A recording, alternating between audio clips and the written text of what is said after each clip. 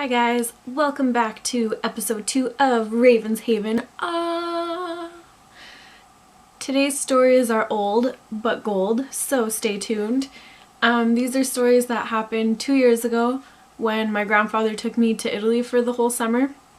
He goes every year, and on this particular year he chose to take me with him, and I spent 2.5 or 3 months in Italy during the whole summer, and it was awesome. Except for these 3 points that I'm going to be telling you about today. So let's get to it. Once we got there, my grandfather took me and he pretty much abandoned me with some family that I had never met before, which was fine. Everybody was really cool and stuff, but we landed in a foreign country and he took me to a place I never knew before. He left me in Rome and he continued on to Calabria where he stays, which is about 8 hours away.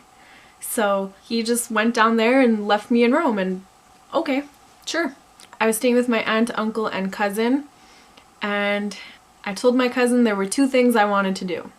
Go to the beach and go to the discotheque.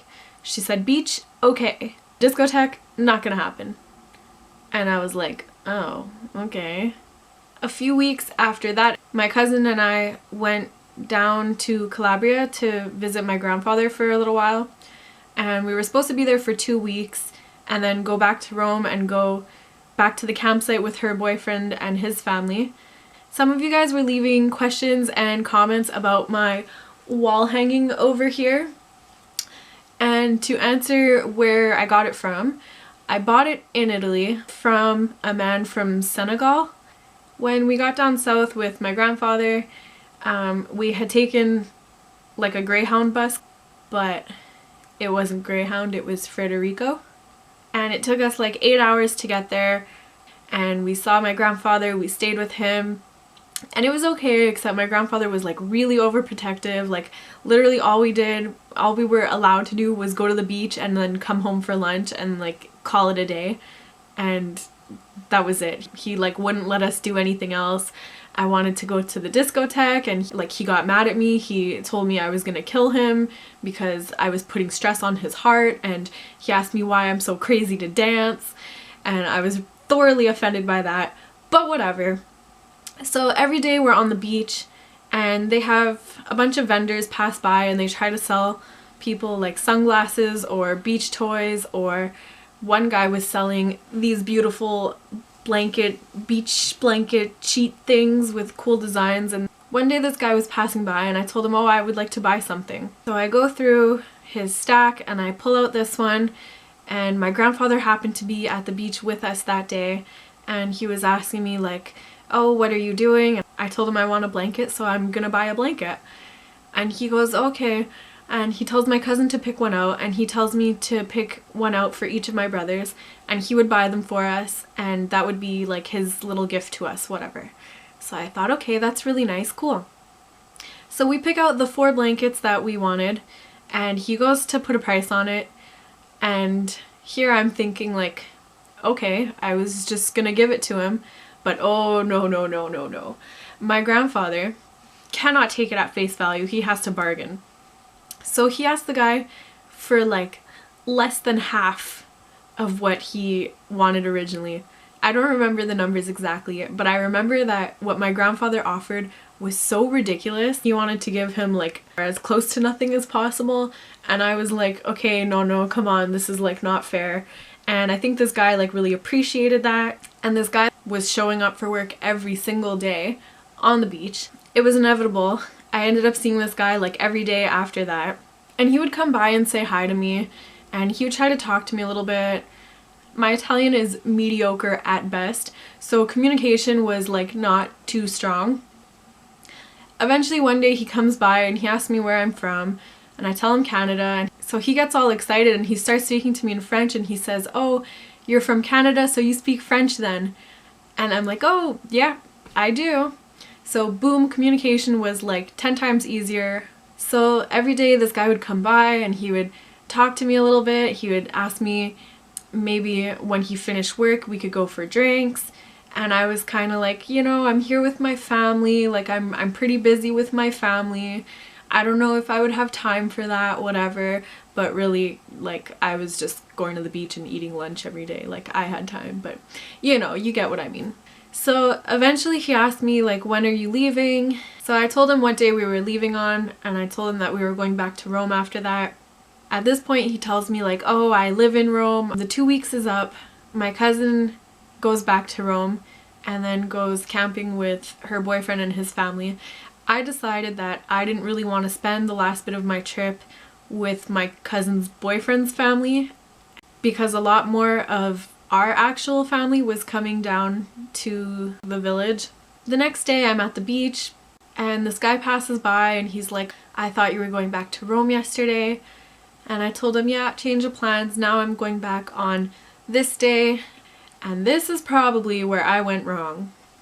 Because at no point when I told him I was taking the Federico bus on this day, at no point did he mention, oh, me too, I'm on that same bus, or I have to go back to Rome around that time also. Like, nothing of the sort. So time goes by a little bit, and the whole last week of my vacation, one of my other cousins was taking me to the discotheque, and we were like turning up, going ham, whatever, all day, every day. On my last day there, it was no different. I went to the discotheque, I came back at like 5 in the morning, and I think my bus was at like 7 in the morning or something. But I just figured I was just gonna sleep on that bus back to Rome. I had like 8 hours. I get on this bus finally. By the time the bus picked me up, it already made 2 other stops before that. And the way it worked, when you booked your tickets with this bus company, if you were the first person to buy your ticket, you're in seat number 1. And if you are the 20th person to buy your ticket, you're in seat number 20. So I get on the bus and they checked my name, and all these old ladies are sitting in the front and they're like all amused by my really English white name, and they're telling me my seat as if I don't understand it. I'm like, yes, I understand, I'm in seat number 11, like it's fine, I can make it there.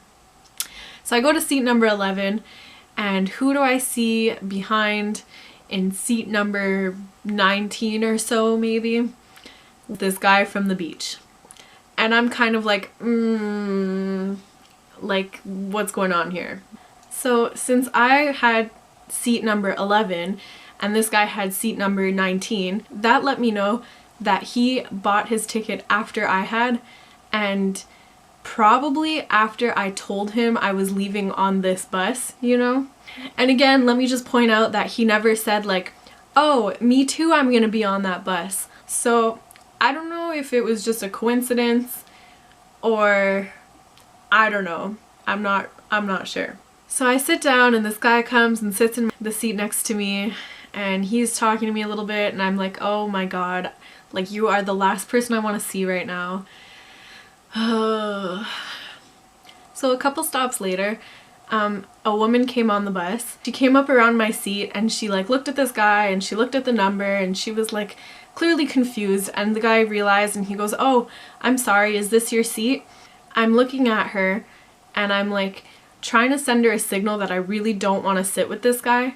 So I'm like trying to go like this, but be discreet enough that he doesn't notice. And I guess I wasn't obvious enough because she said, oh yes, this is my seat, but if you want to stay and sit with your friend, that's okay, I'll just take your seat. And I was like, oh my god. I was really cranky at this point and I was like just not down to talk to him. So I had my iPad with me and I only had like 20 songs on my iPad, but I told him like, oh, I'm just gonna listen to some music now. And I listened to those 20 songs probably about 20 times each. So finally at the pit stop, I called my aunt and I'm thinking like, should I tell her that this guy just so happens to coincidentally be on the same bus as me? I just confirmed with her that she's gonna be there, and so we start rolling again, and he gives me a water bottle that he bought me, which was, I'm assuming, nice, but I really just didn't want to accept anything from this guy. Maybe I was just being stubborn, I don't know. But I already had a water bottle and I told him like, thank you, that's nice, but I have a water bottle. And he was like no, take my water bottle. Like, he really wanted me to have that water bottle. And I was like, no, really, it's okay. I have a water bottle. And he's like, here, have a nice cold water bottle. And I'm like, I really don't want a water bottle. Like, I have 2 water bottles. I'm okay, thank you. And I think I might have upset him at that point. Like, I don't know, maybe I was just being stubborn for no reason. I don't know, maybe he was really just trying to be nice. But I really didn't want his water bottle, and he really wanted me to have his water bottle, and I felt like it was kind of weird. So as we keep rolling, we're in like the last 2 hours maybe, and he's asking me if when we arrive in Rome, if I want to go take the metro with him, and I'm like, oh no, like my aunt and uncle are gonna pick me up, like bye. He kept asking me if I was sure I didn't want to take the metro with him, and I'm like, no, I have a ride, like people are gonna be waiting there for me, I have no reason to take the metro, thanks but no thanks.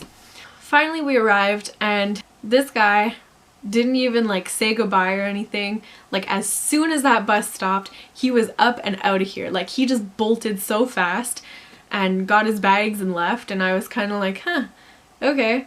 I kind of think maybe he knew I had a ride waiting and he didn't want like to see them or something, because I could have been like, oh, that's some creepy guy or whatever, and he didn't want them to know his identity or something. I don't really know. But I just thought it was really weird. He just up and left. But it was better that way, because I never got into the metro with him, I never went anywhere with him. And although I didn't get all the sleep that I wanted on that 8-hour bus ride, it turned out fine, and obviously I lived to tell the tale. Here I am. So the other 2 down points to my amazing once-in-a-life vacation summer spent in Italy will be posted next Friday. So those stories include almost drowning and being robbed by gypsies. So if one of those appeals to you more than the other, let me know in the comments which one you want to hear first, and I'll post that one first. If you like this video even a little bit, you can subscribe to me so that next time I put out a video, you'll see it as soon as it comes out. Or you can just give it a thumbs up. That would be cool too.